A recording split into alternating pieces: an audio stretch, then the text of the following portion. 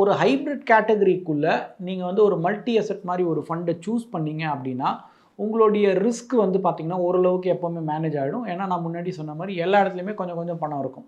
And எது எப்போ நல்லா பண்ணுன்றது வந்து ஒரு ரிட்டர்ன் வந்ததுக்கப்புறம் தான் தெரியும். இப்போ 2 வருஷத்துக்கு முன்னாடி கோல்டு இந்த அளவுக்கு ஏறுமா அப்படின்னு கேட்டால் யாருக்குமே பதில் தெரிஞ்சிருக்காது. அதே மாதிரி ஈக்விட்டி வந்து ஒரு 3 வருஷத்துக்கு முன்னாடி இந்த அளவுக்கு ஏறுமா அப்படின்னு கேட்டால் யாருக்கிட்டுமே பதில் வந்திருக்காது. அப்போது என்னுடைய இன்வெஸ்ட்மெண்ட்டை பொறுத்த வரைக்கும் நான் எப்போவுமே வந்து டைவர்சிஃபைடாக வச்சுக்கிட்டேன்னா ஒரு மல்டி அசெட் வந்து பார்த்திங்கன்னா எல்லாரோட இன்வெஸ்டரோட போர்ட்ஃபோலியோவிலும் இருக்கலாம். இந்த மல்டி அசெட்டை பொறுத்த வரைக்கும் எப்போவுமே வந்து பார்த்திங்கன்னா ஒரு மிட் கேப் ஸ்மால் கேப் அளவுக்கு பெரிய ரிட்டர்ன்ஸ் கொடுக்காது. ஏன்னா எப்போவுமே பணம் வந்து முழுசாக ஈக்விட்டியில் இருக்காது. ஸோ அதை நீங்கள் வந்து புரிஞ்சுக்கணும். ஆனால் நான் வந்து ஒரு சேஃபாக ஒரு ரீசனபிளாக என்னால் ஒரு 5 வருஷத்துக்கு வந்து இன்வெஸ்ட்மெண்ட் பண்ண முடியும் அப்படின்னா சில பேர் வந்து பார்த்திங்கன்னா 5 வருஷத்துக்கு போய் எஃப்டி எல்லாம் பணம் போடுறாங்க.